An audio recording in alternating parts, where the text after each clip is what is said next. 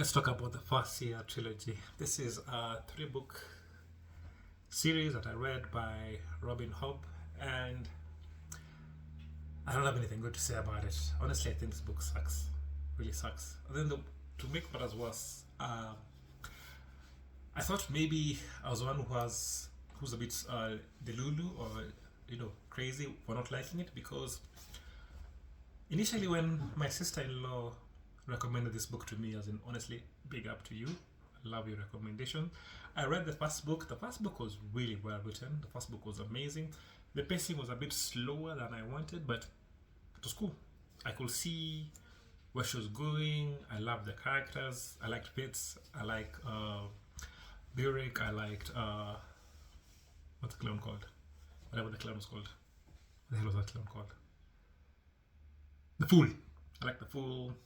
King Shrewd, Verity, Regal, Chivalry, all the stuff. So, when my sister suggested it, I was like, okay, cool. I got the books. Then just before I bought the books, I had did a bit of research, and I was seeing like so many people love the book. The series is like, oh my god, best author out there. If you like Patrick Rothfuss, you'd love this book. I'm like, I really love Patrick Rothfuss. I'm still waiting for his third book. So if she writes like he does or something close, I'm gonna love it. And true to her word, or true to the word, she is a very good author. There are some scenes where it's amazing. I remember in book 1 where Fitz gets a dog, and because he is linked to it through magic called the wit, Burek, his caretaker, was forced to kill the dog or take care of it. And it was a very emotional scene. Like, oh my god, is he gonna kill the dog? Has he killed the dog? The dog is dead? I couldn't believe it. It was very it was heartbreaking. That's in Assassin's Apprentice. Then you go to Royal Assassin. The writing is good. I really like it as well. And then lastly was Assassin's Quest. One of the standout moments is when Fitz attacked Burek, or Burek, whatever how we pronounce it, about his life and an accusation, and then Burek told Fitz about his origin story. Like, well, that's very good writing. Understanding his pain, understanding where he's from, understanding his loyalty. It's like, it goes beyond a guy like, this is amazing writing. But other than the writing, the story is, oh my god, the story is bad. I can't believe it. The story is, other than the writing, the story is very bad. Like, I can tell you for free, there's no story there. In the first book, the main story was Fitz learning how to be an assassin, and at the same time, he's going to there are red ships on the coastline that are not killing people, that are wreaking havoc and making guys into zombies. So they're looking for solutions on how to stop the red ships. The logic was they need to the king in waiting needs to marry another lady, a princess who? Princess Catrican, so that they can get resources from that kingdom and build their own boats to fight off the raiders on their coast. That follows logic. Cool. But there's the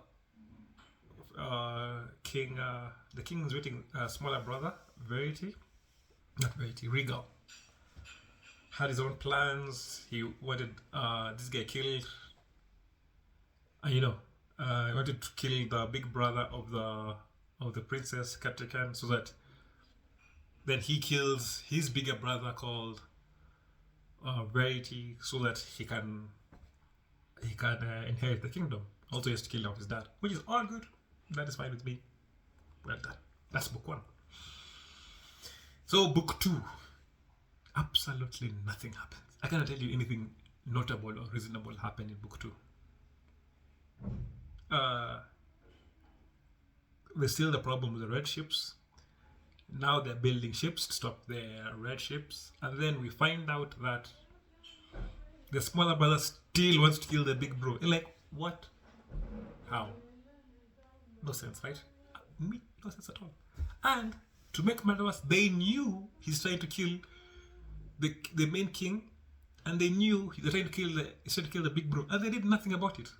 So I'm thinking, if they all know this, including the spy master Chase or something, if I remember his name, if they all knew this guy is up to his old nonsense, why did they do anything to stop him?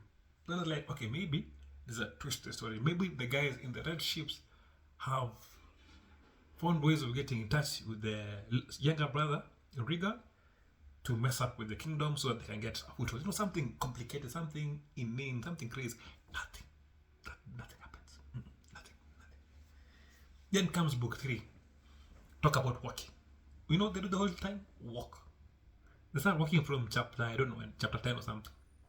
They walk all the way to find the king in waiting, because in book 3 he left to go look for some super guys to help him stop the raider ship, you know.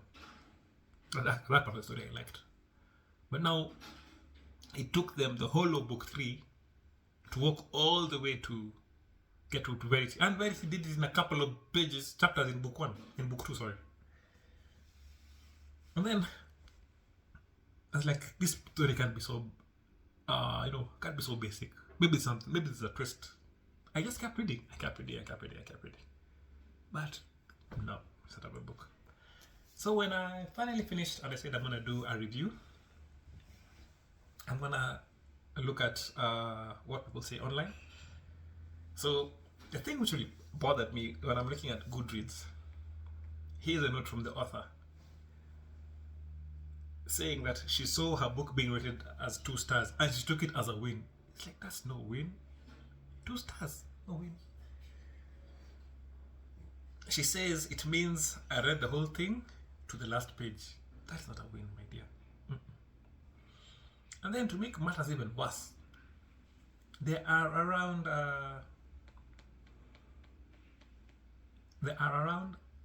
13,600 people who liked this book. He gave it 5 stars. It's like, are we reading the same books? Are we all the Lulu? You know. So I said, nah, this can't be it. So I even went to Kindle. I couldn't find 1-star rating. But Goodreads, this is where my people live. This is where my soldiers are. This is where my guys are. This is where my guys live. You know, a funny thing is, the book is called Assassin's Apprentice, Royal Assassin, and Assassin's Quest. Not even one assassin happened. Not even one assassination. Not even one. Fitz killed a couple of guys. He killed a couple of zombies, the guys who have been forged. He killed people in battle.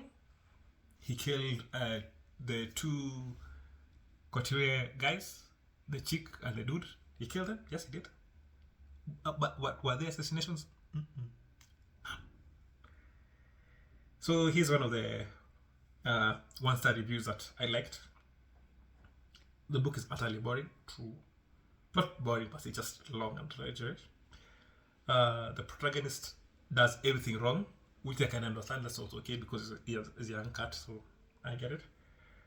The thing which which negative comment there, like the love story between Fitz and Molly is absolutely rubbish. I liked the fact that it had a sad ending because he sacrificed himself. But no, that's not the logic. That didn't follow logic to me, because he said he can't be with Molly because Molly can't know who he really is. He says, I'm an assassin. I kill people. Which is also not a lie. He doesn't kill people. He learns how to kill people. He knows how to kill people. But is he one? No. That's not true. So there's another lady called Charade or something. Whatever her name is. So Fitz is able to tell Charade everything about his life, but he can't tell the love of his life. Does that make any sense to you? A stranger, as opposed to somebody who loves you and who has your kid. Nah, no nonsense. Some guys say they didn't like the character building, the world building, and stuff like that. That time I didn't mind per se because I really liked Fitz. I really liked Burek as a person. I liked Lady Patience. I loved who they were as people. But no.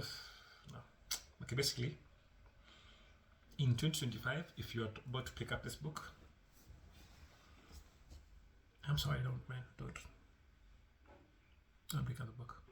Anyways, that's the book I read in the month of. Those are the 3 books I read in the month of July.